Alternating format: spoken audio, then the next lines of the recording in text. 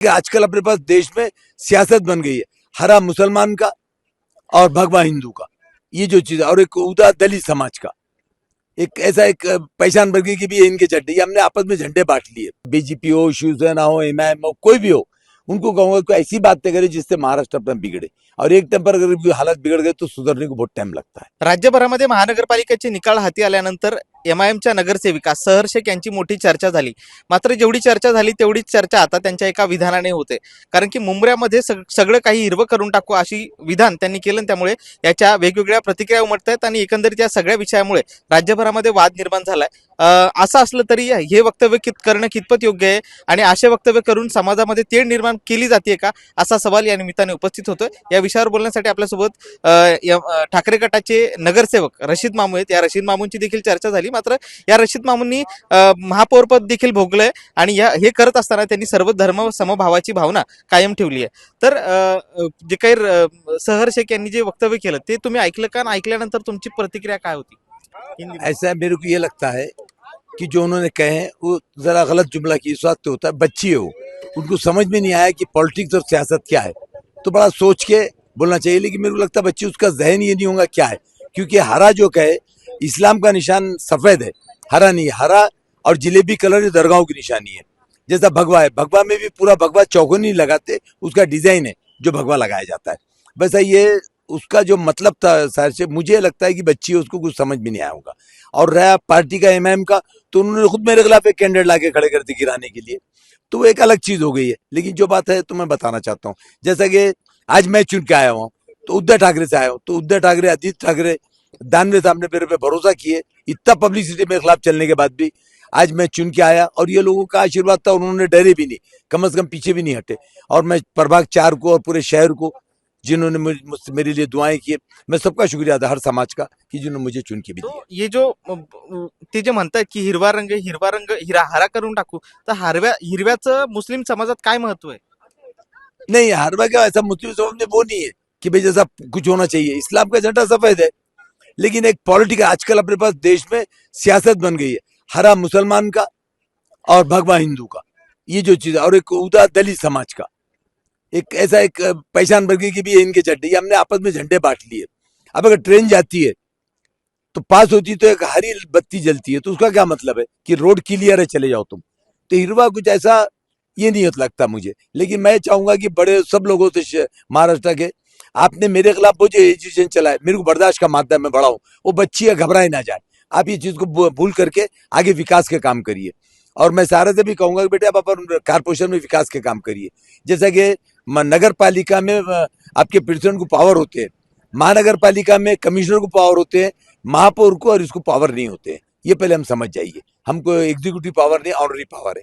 तो हिसाब से सोच के अपन करिए, सब सोच समझ के, मेरी भी गुजारिश है। सहर शेख या राजकारणात तरुण आहे, त्यांना आता राजकारणात म्हणजे भाषण करून टाळ्या मिळवणं सोपं आहे, मात्र जबाबदारी राखून काम करणं किती जबाबदारीचं काम असतं. सहर शेखला तुमचं कसं सांगणं आहे, कारण की तुम्ही देखील अनेक वर्षापासून राजकारणात आहात.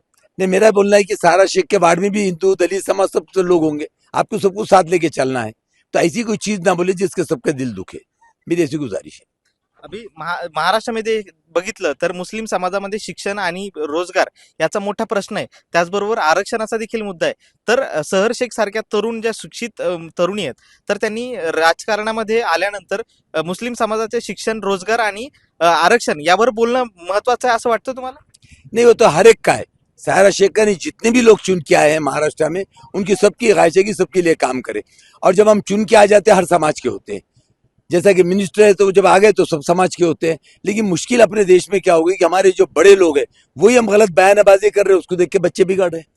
भाई अगर हम बड़ा अच्छा रहेगा तो छोटे अच्छे रहेंगे। हर पॉलिटिकल में जो बड़े बड़े लीडर है वो कुछ भी बयान दे रहे, उसकी वजह से लोगों को नुकसान होता है। तो उन्होंने भी सोच के बोलना चाहिए, ताकि ये, क्योंकि बड़ा जो करता है वो छोटे सीखते हैं। रोजगार, शिक्षण और भाई तो रोजगार, यही मैं कह रहा हूँ ना। आज महाराष्ट्र में इलेक्शन चला, मेरे नाम पे चला। आज 29 महानगर पालिका है, तो विकास का एक ने बात नहीं करे, सबने रशीद मामू कहे। तो रशीद मामू को विकास नहीं है, रशीद मामू को छोड़ करके आप विकास की बात करते हो, अच्छा था। लेकिन यहाँ पे पास जाहिलत बहुत है जो बच्चों में है, वो चीज से उन्होंने करे कोशिश। लेकिन आज मैं धन्यवाद दूंगा हमारे शहर के लोगों को कि जिन्होंने भरोसा नहीं किया और मुझे चुन के दिए। और मुस्लिम समाज का भी हिंदू समाज ज्यादा दिए। तो वैसे ही मैं सायरा शेख क्या हर एक से मैं गुजारिश करूंगा कि आप अपन काम के पीछे लग जाए, कोई ऐसी चीज ना बोले जिससे कि नुकसान हो। और हर पार्टी के लीडरों को मैं कहूंगा, आप अध्यक्षों को, कि आप ऐसा समझाए कि कोई गलत बात ना हो, ये उनपे भी जिम्मेदारी है अध्यक्ष। काल सर शेखकडे इम्तियाज जलील गेले होते आणि त्यांनी त्या ठिकाणी गेल्यानंतर आम्ही त्या विधानावर कायम आहोत की हिरवा करायचा आहे. तर असं त्यांचं म्हणणं आहे आणि त्यांनी दाखली दिली की नितेश राणे म्हणतात की आम्ही मशिदीमध्ये घुसणार आणि जे काही भाजपचे लोक विधान करतात मग त्यांच्यावर कारवाई होत नाही, मग आमच्यावर का कारवाई होते, आम्ही त्याच्यावर कायम आहोत असं त्यांनी म्हणलंय. तुम्हाला योग्य वाटतं इम्तियाज जलील यांचं विधान आहे?